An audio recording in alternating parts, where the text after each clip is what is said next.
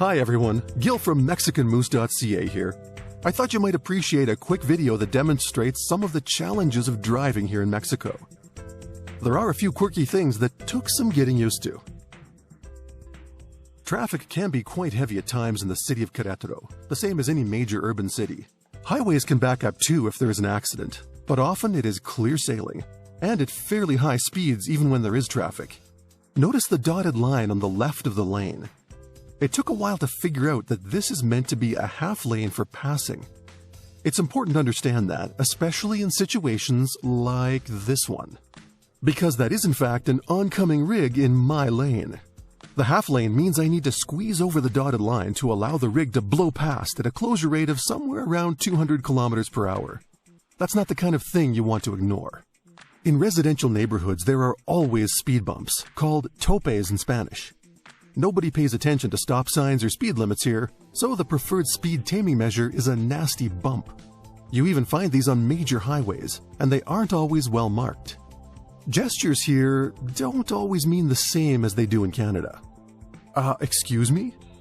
No, it's okay. He was just saying thanks, with an abrupt gesticulation using the back of his hand.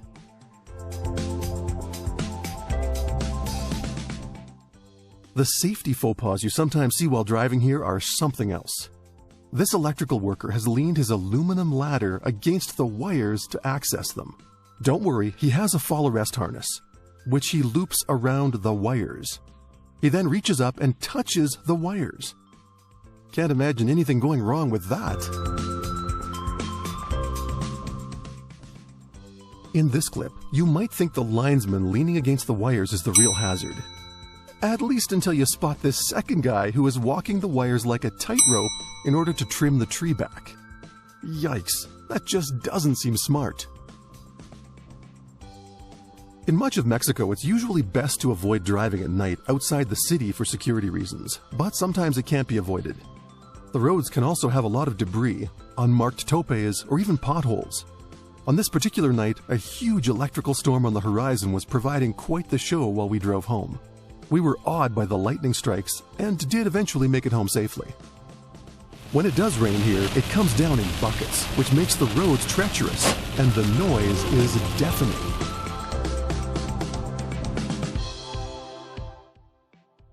At first, the guy driving with his hatch wide open seems like the most interesting thing here.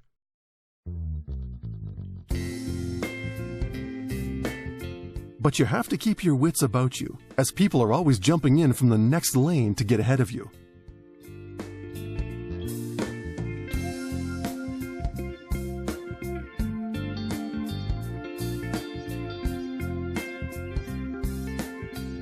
In traffic, you always need to pay attention to your surroundings. This white SUV runs right into the car in front of him. Only one thing to do in that situation: go around him.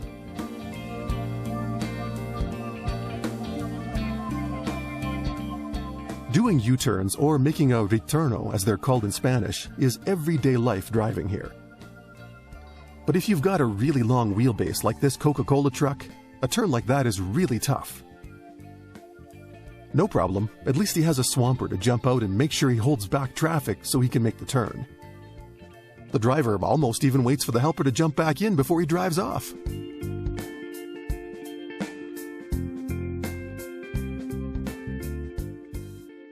Lots of drivers try to edge in front of you when you're merging onto another road.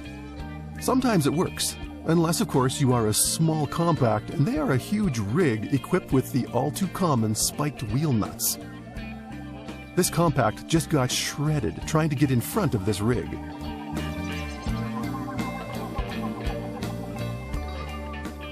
You know how sometimes the left turn lane is so long and you just don't feel like waiting at the back of the line and potentially missing the light? Well, hey, why wait?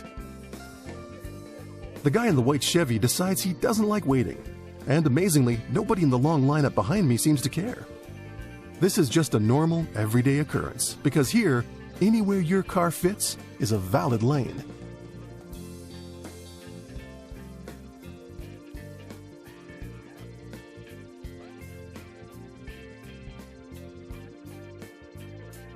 As I've mentioned before, the rules here are really flexible.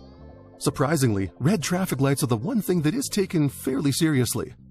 And there's a red light now. Or was that more of a pinkish tone? Either way, the guy in the white SUV decides that the signal must be for somebody else. This next driver seems to have the right idea about stopping at a red light. But he treats it more like a stop sign. Sort of. Hey, technically he did stop. Briefly.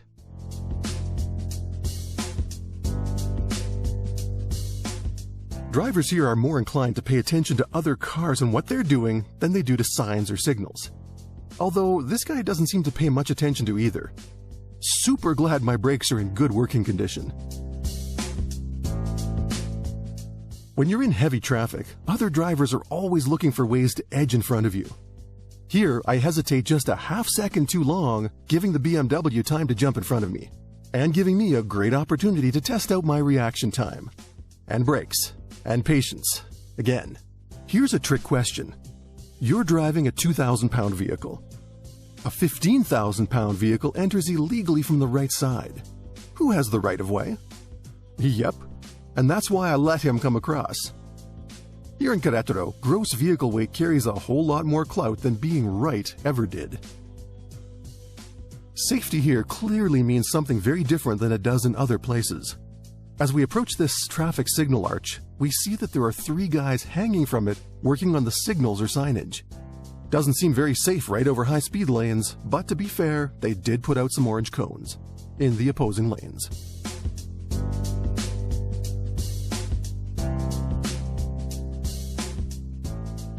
Sometimes things on the road get a bit heated. I don't know what the motorcycle rider did to raise the ire of the truck drivers, but at least he got away without getting dead.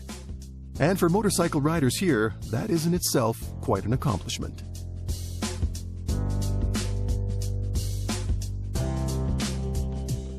Here, I'm overtaking in the left lane, but a white car suddenly pulls out ahead of me, only to have his tire blow and be forced back into the right shoulder. There are lots of unbelievable things to be seen while driving here in Querétaro, Mexico. Some are surprising, shocking, or just plain weird. You definitely have to keep your wits about you when you're driving here, and fast reaction times are an absolute must. Overall though, you do get used to the fast pace after a while, and things aren't nearly as dangerous as you might think. I've actually seen far fewer accidents here than I ever did in Canada. Thanks to everyone who took the time to watch this. I hope you enjoyed watching it as much as I enjoyed putting it together. Until next time, this is Gil for MexicanMoose.ca.